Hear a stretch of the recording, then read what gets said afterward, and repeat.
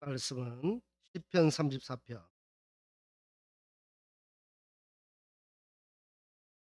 1절에서 4절 말씀.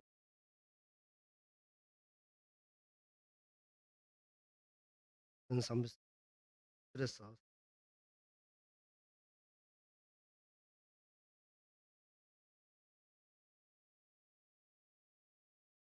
구약 825페이지 120.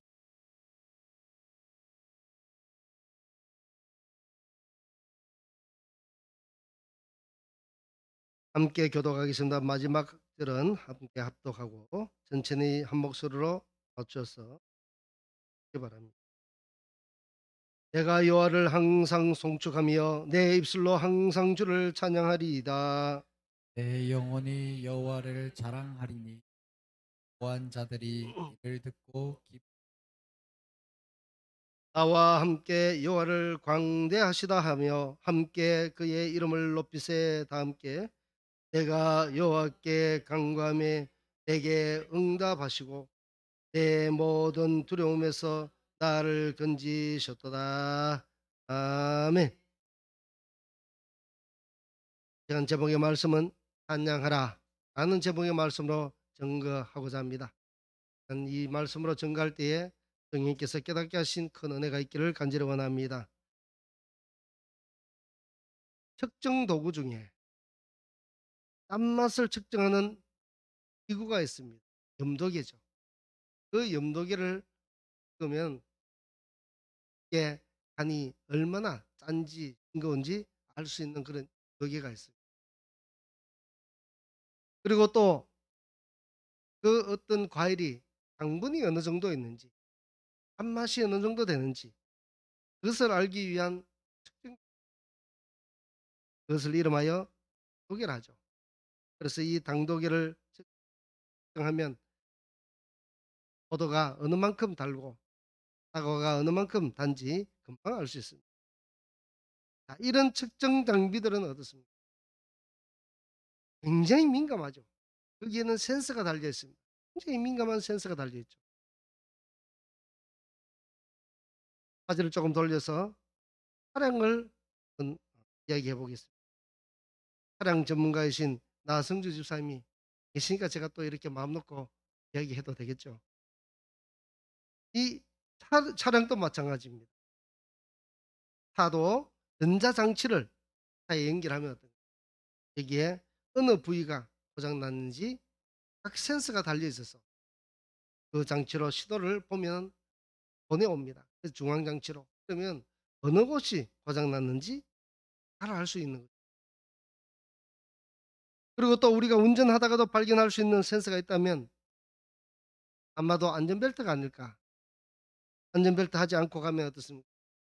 정말 그 안전벨트 착용할 때까지 소리가 나게 되죠. 경고음이죠. 그리고 또 우리가 차량을 몰고 가다 보면 기름이 다 떨어지면 어떻습니까? 연료판에 계기판에 기름의 경고등이 뜹니다. 빨간불이 들어오죠. 그때에 빨간불 들어오고 30km는 간다고 합니다. 안에 준비해서 넣으라는 뜻입니다. 그때는 빨리빨리 적당한 주유소가 있으면 들려서 기름을 채워 넣어 가야 됩니다. 만약에 그 말을 듣지 않으면 어떻게 되겠습니까? 큰일 나겠죠. 운행하다가 더 이상 기름이 없어 꼼짝 못하고 채워둬야 하는 그런 상황이 발생됩니다. 한 번은 저도 그런 일이 있었습니다. 시동이 꺼질 것 같았습니다. 기름이 없는 중에 계속 운행을 제가 했었거든요. 그런데 신호가 자꾸 오는 거예요. 좀 상태가 좋지 않은 거예요. 그래서 기름이 없어서 이제 주유소를 찾았습니다. 마치 주유소가 있길래 주유소로 들어갔습니다. 들어갔는데 그 입구에서부터 시동이 끄질랑말랑 끄질랑말랑 들끄덩들끄덩 하는 거예요. 아, 간이 졸였는지. 결국은 그 주유소 주유기 앞에 딱 서니까 시동이 꺼지더라고요. 정말 가슴을 쓸어내린 적이 있었습니다. 그렇습니다. 저처럼 자동차든 어떤 것이든 이런 각종 기계에 센서 장치가 장착되어 있습니다. 그러면 그 센스의 기능은 어떻습니까? 빨리 추리하거나 아니면 대비하라는 그런 경고가 되겠죠. 이처럼 성도에게도 이와 같은 센스가 있다고 봅니다. 경고음을 낼 수 있는 센스가 있다는 거예요. 우리는 그 성도에게는 어떤 것이 우리에게 센스 작용을 할 수 있는가? 그것은 성도에게는 기도와 말씀과 찬양이 아닐까. 성령이 충만하고 뜨거울 때는 어떤가? 특징이 기도 많이 합니다. 그리고 또 성령이 충만하고 뜨거울 때는 찬송이 그냥 입에서 끊이지 않습니다. 그리고 또 성령이 충만하면 하나님의 말씀을 읽으려고 하고 기도하려고 하고, 그리고 또 찬송할 때는 그 찬송 한 절 한 절 음미를 하게 됩니다. 그러면서 그냥 부르지 않습니다. 그러면 그 은혜의 감격에서 또 눈물도 흘리고, 또 성령이 충만하면 어떤가? 말씀을 읽으면 물 같습니다. 얼마나 말씀이 좋은지, 이런 말씀을 읽거나 이런 말씀을 읽고 감탄을 하면서 그 말씀을 보게 됩니다. 그래서 그 말씀을 읽을 때마다 감동하고 그 말씀들이 깨달아져 또 기뻐하고, 그렇게 해서 성령이 충만할 때는 말씀들을 읽게 됩니다. 뿐만 아니라 신앙의 양수도 많이 있게 됩니다. 그렇다면 이것이 무엇인가? 이러한 현상들이 성령이 충만할 때 나타나는 그런 현상들이라고 보면, 만약에 이런 현상들이 줄어들면 어떻게 되겠습니까? 찬송하고 싶은 마음이 줄어든다든지, 기도하고 싶은 마음이 줄어들고, 또 말씀 보고 싶은 마음들이 줄어들면 어떻습니까? 쑥 줄어든다면 바로 그것이 우리 성도들에게는 센스. 무슨 센스냐? 경고의 센스. 경고의 센스. 그렇게 경고의 센스가 오면 어떻습니까? 내 신앙이 많이 나태해졌구나 라는 그런 지표로 삼을 수 있다는 것이죠. 말씀을 읽어도 아무런 감흥이 없으면 내가 신앙이 많이 떨어졌구나. 내가 기도의 자리를 사모하지 않으면 내 신앙이 많이 떨어졌구나. 내 입술에 찬양이 끊어진 것을 보면 나의 지금 신앙 상태가 많이 떨어졌구나. 기름 못 치자면 기름이 점점 바닥을 쳐서 더 이상 운행할 수 없는 정도가 되었구나 라고 느낄 수 있는 그런 지표가 된다는 거죠. 자, 이런 것을 볼 때 오늘 이 본문을 기록한 이 다윗은 정말 대단한 믿음의 선각자입니다. 왜냐하면 그는 이 시편을 많이 썼습니다. 그런데 이 시편의 내용을 보면 여러 가지죠. 기쁠 때도 있었고 슬플 때도 있었고 괴로울 때도 있었고, 어떨 때는 정말 삶을 포기하고 싶은 그런 어려운 환경에 빠졌을 때도 있었을 때도 그는 시편의 시를 썼습니다. 그런데 그 시편을 보면 그런 가운데서도 하나님을 찬양하고, 그런 가운데서도 하나님께 기도하고, 공고함에 빠졌을 때도 하나님을 찬송한 사람이 누구냐? 다윗이었습니다. 그는 하나님을 향한 사랑이 결코 식지 않았습니다. 어떤 경우에도 그는 항상 하나님 한 분만 바라보고 앙망하며 찬양하는 소리가 그에게는 그치지 않았습니다. 정말 믿음과 신앙의 본보기가 되게 충분한 사람이라 감히 말할 수 있다는 것이죠. 오늘 본문은 다윗이 사울 왕에게 쫓겨다닐 때였습니다. 다윗이 사울 왕에게 쫓겨다닐 때 한 번은 그가 너무 급해서 어디로 갔느냐? 이웃 나라에 있는 블레셋 나라, 다시 말해서 지금 이스라엘의 맨 하단부 위에 있는 그 나라로 도망갔습니다. 자칫하면 사울 왕에게 잡혀 죽을 것 같아서 도망갔는데, 그 도망간 곳이 어디냐? 블레셋 땅이었다는 것이죠. 가드 왕 아기스에게 갔는데 그 지역이 블레셋 나라면 어떤 나라입니까? 불과 얼마 전에 그가 골리앗과 싸우면서 골리앗을 죽인 그런 상대국이 바로 블레셋 나라입니다. 그곳에 그가 내려갔던 거예요. 너무 급해서 숨을 살리기 위해서. 그런데 그곳에 갔더니 그 아기스 가드 왕의 아기스 왕의 신하들이 다윗을 왕을 알아본 겁니다. 그때는 왕이 아니죠. 이 다윗을 알아본 거예요. 그래서 이 다윗 이 다윗이 골리앗을 죽인 사람입니다 하면서 왕에게 이야기했습니다. 그 사람을 그냥 두면 안 된다는 것이죠. 우리의 원수라는 것입니다. 그 소리를 듣고는 다윗이 너무너무 사울 왕을 피해서 내려왔더니 이것은 어, 오히려 더 맹수에게 지금 맹수의 입으로 달려왔던 것이죠. 그래서 그는 갑자기 미친 척을 했어요. 침을 질질 흘리면서 자기의 수염에 침이 묻어서 문지방에 가서 얼굴을 걸쩍걸쩍 말할 수 없는 그런 미친 척을 하고 있었다는 것이죠. 그때에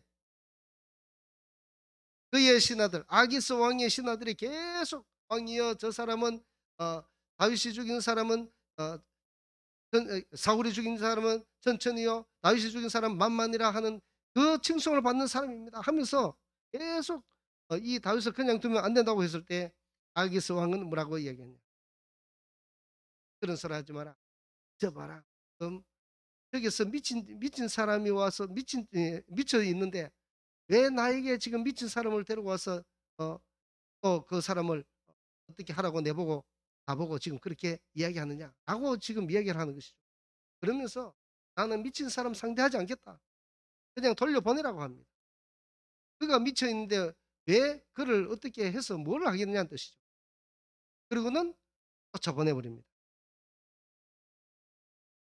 이런 것들이 그래서 그는 겨우 거기서 나와서 아둘람 굴로 도망가게 됩니다. 여기까지 본다면 이 아기스 왕과 그리고 또 그의 신하들과의 사이에서 일어났던 일, 자칫하면 거기서 죽을 수밖에 없는 그 일 가운데 그는 어떻습니까? 하나님의 그, 자기들끼리 주고받는 이야기 속에는 하나님의 역사가 전혀 보이지 않습니다. 그런데도 지나놓고 보니까 자기가 미친 척을 했을 때 그 왕의 마음이 독한 마음이 아니라 그냥 놓아주는 그 마음을 준 것조차도 하나님의 역사하셨구나. 그는 그렇게 얘기했던 것입니다. 그래서 그는 하나님의 특별한 개입으로 그가 살아났음을 그는 정거리로 여기고 하나님을 찬송했던 사람입니다.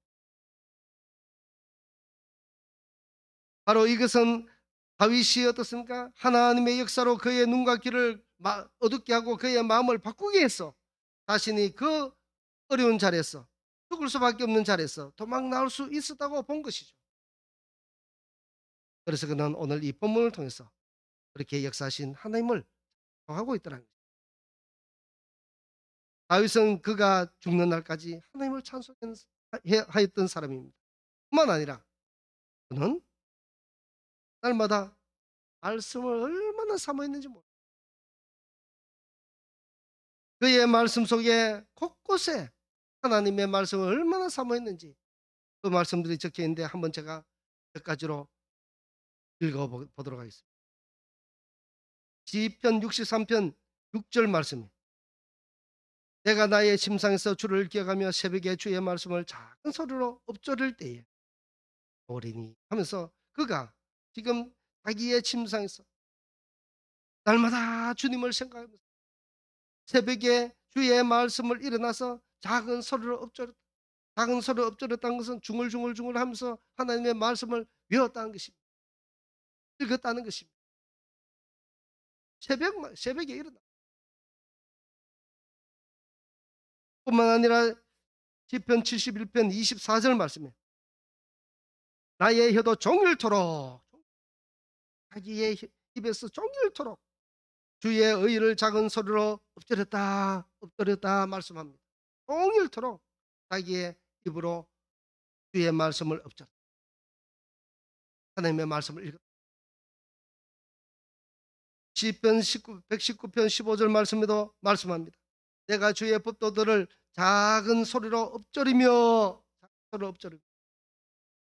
주의 법도들을 그는 적중을 읽었다는 것이 입에서 떠나지 않았다는 것이. 그리고 또 시편 119편 148절에 주의 말씀을 조용히 엎드리려고 내가 새벽녘에 눈을 떴나이다. 그는 아침 저녁 종일토록 그가 범죄하지 않고 또 하나님의 말씀에 어긋나지 않게 하기 위해서, 그리고 또 그의 신앙이 다운되지 않도록 하기 위해서 적극적으로 이렇게 노력했다는 거죠. 또 같은 시편 119편 23절에 보니까 고관들도 앉아서 나를 비방하여 싸우나 주의 종은 주의 율례들을 작은 소리로 엎드렸다. 주의 종은 누굽니까? 다윗이죠. 나는 주의 율례들을, 주의 말씀들을, 하나님의 말씀들을 엎드렸다. 그리고 마지막으로 시편 119편 97절에 내가 주의 법을 어찌 그리 사랑하느냐. 그는 정말 이 하나님의 말씀을 죽을 만큼 사랑했다는 것입니다. 얼마나 사랑했는지. 주의 법을 어찌 그리 사랑하는지요. 내가 그것을 종일 작은 소리로 드리나이다. 종일토록 그런 사람이었습니다. 뿐만 아니라 그는 죄악이 나단 선지자로부터 지적당했습니다. 우리아의 아내 바세바를 범하고 난 후에 나단 선지자로 통해서 죄를 지적받았을 때 그는 교만하지 않았습니다. 다른 왕 같으면 그렇게 말하는 선지자를 가두거나 때리거나 해서 어떻게 했을 텐데, 그런데 이 다윗 왕은 그렇지 않았습니다. 편하게 하나님이 자기에게 하시는 말씀으로 듣고 그는 자기의 침상에 무릎 꿇고 통일토록 통에 자복하고 그 침상이 눈물이 섞도록 통에 자복한 다윗. 그는 자기의 신앙의 센스가 굉장히 민감했던 것입니다. 경고를 할 때 그는 즉시 받아들이고 그 경고의 말씀에 무릎 꿇은 사람이었다는 것입니다. 그뿐 아니라 다음 말씀을 보면 얼마나 감사하고 있는지 잘 나타나 있습니다. 감사의 사람이었습니다. 시편 34편 8절에 보니까 너희는 여호와의 선하심을 맛보아 알지어다. 그에게 피하는 자는 복이 있도다. 그럼 이 말씀 속에 그는 하나님께 얼마나 감사하고 있는지, 자신은 어떤 일을 할 때 하나님 안에 피하니까 하나님께서 모든 것을 다 해결해 주시더라는 것이죠. 그리고 시편 23편 6절 말씀에 내 평생에 선하심과 인자심이 반드시 나를 따르니 내가 여호와의 집에 영원히 살리라. 그는 하나님의 집에 살면서 하나님의 선하신 통치를 받으면서 그는 그렇게 사는 것이 그에게는 감사거리가 되었던 것입니다. 이처럼 다윗은 말씀과 기도와 찬양의 센스가 작동되어서 있었습니다. 굉장히 민감하게 고장나지 않고 작동되고 있었다는 것입니다. 잘 작동되고 있으니까 어떻습니까? 하나님으로부터 어긋난 일을 하지 않고 하나님이 원하신 그런 삶을 살아가는 것이죠. 그가 경고의 센서 등이 울렸을 때는 어땠습니까? 그는 즉시 엎드렸습니다. 그리고는 모든 것을 바로바로 그 자리에서 해결하면서 평생을 하나님과 동행하며 살았던 다윗을 보게 됩니다. 그렇다면 사랑하는 우리 성도님들, 우리 사랑하는 성도님들의 신앙 센스는 어떻게 작동하고 있습니까? 잘 작동하고 계십니까? 어쩌면 신앙 센스가 고장나지는 않았습니다. 그 신앙 센스가 멈춰져 있는 줄도 모르고 우리는 교회 다니고 왔다 갔다 하고 있는 것은 아닌가요? 우리가 그리스도를 믿고 영접하면 먼저 감사가 떨어진 것도 우리의 신앙의 센스 등입니다. 내 입에 감사가 없으면 신앙이, 그리고 하나님이 주신 은혜가 우리가 예수를 믿고 난 뒤에는 하나님께 감사합니다. 그리고 하나님이 주신 은혜가 너무너무 크면 그것을 깨달으면 어떻게 되니까 저절로 찬송이 나옵니다. 찬송이. 하나님께 영광을 돌리게 되어 있다는 것이죠. 영광을. 그래서 우리가 우리의 마음에 우리의 입술에 찬송이 있거든요. 내 신앙이 좀 무엇인가 모르게 장이 났구나. 그런 센스의 등이 울리고 있다는 것입니다. 현재 우리 사랑하는 성도님들은 찬송하기를 즐거워하십니다. 찬송을 하면 역사가 일어나죠. 바울과 실라도 전도하다가 옥에 갇혔습니다. 밤새도록 그들은 맞은 상처가 매우 아픔에도 불구하고 그들은 하나님께 찬송했습니다. 밤새도록 찬송했습니다. 매를 맞아 기진할 만도 한데 도무지 찬송할 수 없는 그런 지경에서도 찬송했죠. 그랬더니 옥토가 움직이고 손발에 묶여있던 모든 족쇄가 저절로 풀렸습니다. 역사가 일어나. 또 다윗은 수금으로 찬양할 때 사울에게 붙었던 귀신이 떠나갔습니다. 이처럼 찬송은 하나님이 기뻐하시는 것입니다. 저와 우리 모든 성도님들도 다윗처럼 평생에 감사하고 날마다 찬양하고 날마다 기도해 또 말씀을 읽으며 말씀에 사모하는 그런 모든 성도들 되기를 원합니다. 이것이 불이 일어나기를 원합니다. 그래야 우리의 신앙이 계속적으로 동력이 떨어지지 않고 하나님으로부터 멀어지지 않는 길이 이것밖에 없다는 것입니다. 다윗도 이렇게 노력했습니다. 한번 보면 우리이겠습니다. 오늘날은 얼마나 우리를 넘어지게 하는 요소들이 많습니다. 저와 우리 모든 성도들 감사하고 찬양하고 말씀을 사모하고 기도에 열심이고 하는 우리 모든 성도들이 다 되어서 우리의 신앙으로 하나님을 기쁘게 하는 그런 성도님들이 다 되시기를 제 이름으로 축복합니다. 사랑과 은혜가 충만하신 우리 하나님 아버지, 이 시간 또 주께서 주시는 말씀 받게 하시니 감사합니다. 우리의 신앙 센스가 민감하여서 그 신앙 센스로 통하여 적시 깨닫고 하나님으로부터 혹시 멀어진 것이 있다면 다시 회복될 수 있는 은혜를 부어 주옵소서. 성령으로 충만케 하여 주옵시고 성령에 민감하게 하여 주시옵소서. 그리하여 주님 주신 은혜로 날마다 불같은 삶으로 주님께 충성하는 제들 되게 하여 주시옵소서. 모든 감사드립니다.